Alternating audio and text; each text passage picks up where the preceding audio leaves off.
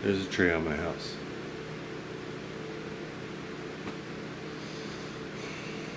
I just said, yes, man, right away, anything. In case I wasn't clear, yes, a tree fell on my house about almost 8 months ago. Back in July, Hurricane Beryl kind of ran through my area and squished a whole lot of houses. Luckily, it did not squish my house, but it did throw a tree on top of it. I finally remembered, oh, I can ferment all the stuff in my freezer, because I only had a tiny generator that I had borrowed from a friend of mine, and it was just enough to run a window unit and a lamp and charge our phones. As I was getting ready to empty out the freezer, I realized none of the fruit that was in there had gone bad. So what I did is I got a 15-gallon barrel and I just started chunking everything from the freezer that could possibly be fermented in a fruit wine into that barrel. So I have blackberries that I harvested from my area, wild grapes that I harvested from my area, stuff that I spent hours and hours picking, and I wasn't about to just toss them in the garbage. Wild apples that my sister got from her backyard, some frozen peaches I had, even some popsicles. And then I found some grapes that were in the fridge in the back, and even some cans of frozen pineapple juice. So I literally just chunked everything into that bucket. I also threw in 5 pounds of sugar, about 8 or 9 gallons of water, and some pectic enzyme. Now the pectic enzyme was my cheat because I was too tired to smash anything up or cut up any of those apples. I had just been working 12-hour shifts constantly, and I was just not, I did not have the patience for any of that. So the pectic enzyme will actually help to break down all the cell walls and extract as much of that fruit sugar as we can get out. Now everything had already been frozen, so we're kind of halfway there. And if you don't have pectic enzyme, you're going to be fine. But the pectic enzyme helps to just get a little bit more out. Now, I didn't have any good wine yeast to do this, so I just threw in a couple of packets of bread yeast because that's all I had. And then I just closed it up and stuck it in the garage and stirred it every couple of days until the fermentation was done. And then after that, we had to go about doing the repairs for the house. I just kind of forgot about that thing out in my garage. Last weekend I was standing in my garage going, yes, I need to clean this mess. And then I looked over and I see that barrel sitting there and I'm like, oh, it's probably vinegar. So I popped open the lid just about a ½ inch, took a smell, alcohol, no vinegar. And I was needless to say very excited and quite impressed that it didn't go vinegary. Because a lot of times when you make a fruit wine, especially without pasteurizing it or anything like that, you're going to end up with vinegar from the bacteria that may be on that fruit. Because the fruit wasn't cooked and I didn't put any Camden tablets in there to kill off any of the potential pathogens that were on it. So I really lucked out with that. But one thing I would recommend, especially if you do fruit fermentations, is to keep some Camden tablets on hand. Some of these little guys. I'll put a link for these down in the video description. This is potassium metabisulfate, and what you do with them is you just kind of crush them up into a powder between 2 spoons, throw that into your mix, stir it around, and let it sit for 24 hours. And what that'll do is it'll kill any wild yeast and wild bacteria that's on your fruit and prevent that stuff from taking a foothold, so that 24 hours later, when you add the yeast that you want to use, it's not competing for anything, and once it's finished, there's a much lower likelihood of you actually getting a vinegar infection. I really just lucked out, so I highly recommend you keep some of these on hand. So it's a delicious wine. It's still got some residual sugars to it that didn't quite ferment out.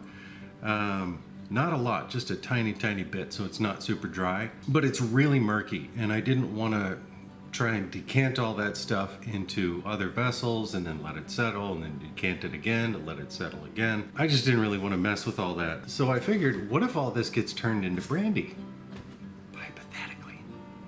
Wouldn't that be easier? And also delicious? Possibly. And that's what brings me to today's sponsor, Olive Nation. If you've ever made brandy before, then you know that every once in a while you'll do a batch, and no matter what you do to it, the flavor just isn't up to snuff. Like apple brandy is really hard to make it taste like apple. You know, it'll have some hints of it, and if you know what you're drinking, oh yeah, that tastes like apple brandy. But if you don't, If you just hand a bottle of the white to a friend and say, have some of this, they might be like, what is this? Oh, it's apple. Oh, okay, yeah, I can kind of taste it. So if you make something that comes out like that and you need to boost the flavor a little bit, Olive Nation has you covered. They have every single fruit that I threw into my barrel, they've got a flavor extract for it. And I know what you're thinking. Oh, that's cheating. No, it isn't. No, it absolutely is not. The commercial industry has been adding extracts and flavorings to their spirits for years. And I'm not just talking about bottom shelf stuff. If you're thinking about like apple bourbons, those have extract in them. Even if they were made with apples, they still put extract in them because that's the only way that your over-the-counter customer is gonna know that it has apple in it, is if they, take a drink of it and it tastes like apples. It's got that bright, snappy flavor. So it's not cheating. It absolutely will help up your game if you need it.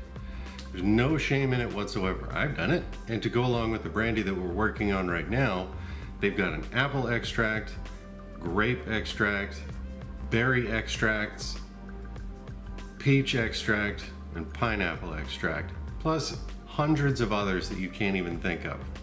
Not to mention all of the bulk grains and sugars and dried fruits and spices that you can use for your brewing or for vapor infusions. So they have all kinds of stuff that will help you out over at Olive Nation. If you're serious about this hobby and you really want to up your game, do yourself a favor and click on the link down in the video description or in the top comment.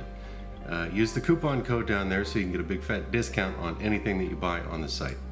So let's find out how we can theoretically get this turned into brandy. I called the liquor fairy and I said, listen, I don't have a lot of time, very busy.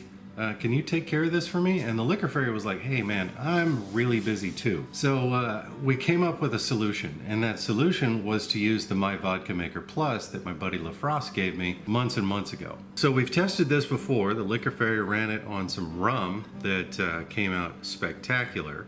Lots of flavor. A surprising amount of the fruit character that I wanted in that rum actually carried through. Now, if you don't know what the My Vodka Maker Plus is, hang on a second. It's this guy. It's this very unassuming little coffee pot looking thing. So this little guy is actually a continuous still, meaning you can hook it up to a continuous feed of wash and it'll just keep running and making spirit. And the Plus version has these 3 spouts on it. 1, 2, 3.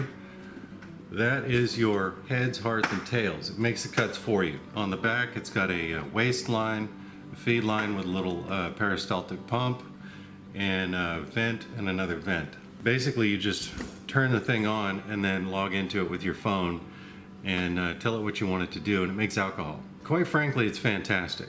The liquor fairy loves the shit out of it because they were able to plug in the 2 hoses on the back into the wash and then go to work and then come back and there's a whole bunch of liquor made, and that's just how it works. If you want to check them out, link is down in the video description.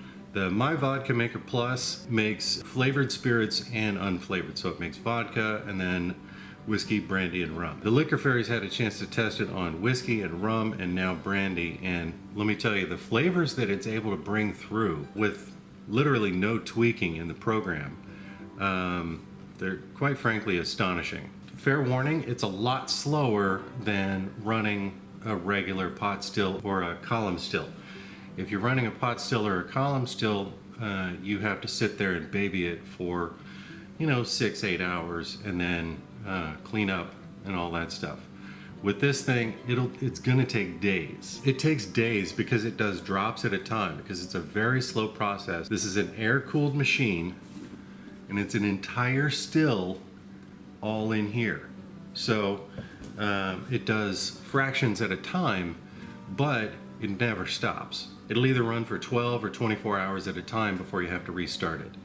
And that's just for safety, to make sure that it has an appropriate cool down period and stuff like that. It's really easy to use, and for all you guys out there with air stills, if you want to get into doing larger volumes of stuff, so you want to do more than 1 gallon of stuff or 5 gallons of stuff that you have to run 5 times and then run again in order to get your spirit run in there, I would try this out. so that you have larger volumes of product so that you can actually fill like a Badmo barrel or something. You can make 20 gallons of wash and it'll just run it. Like I said, it's going to take a couple of days, but it'll do it. And also you don't have to monitor it for the cuts. This just kind of takes all the headache out of it, but it still gives you freedom in that program on your phone to change the slider bars of I want to keep more heads or less tails or whatever. So there's a lot of flexibility with what you can do. You're designing your own recipe. So if you like the idea of a small scale tabletop still that you can just sit on your counter,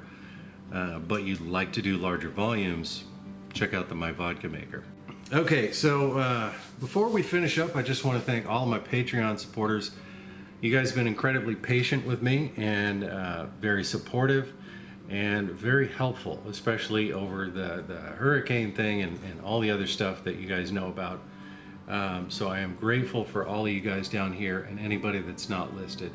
Thank you so much for all of your support for the channel and for just always being there for me when I need to bounce some ideas off of you guys. So thank you so much, because you guys are keeping my lights on. Thanks so much. You may be asking yourself, how did the product come out? Well, I have one of my jars here, and it's difficult to properly express how fruity this is. The only thing that I can compare it to is the plum brandy or the rakia that I made in a much earlier video up here. That one smelled like plum candy. This one, it just smells like fruit brandy and very fruity. I'm getting the apple, the grape, some of that pineapple. It's like an alcoholic fruit bowl.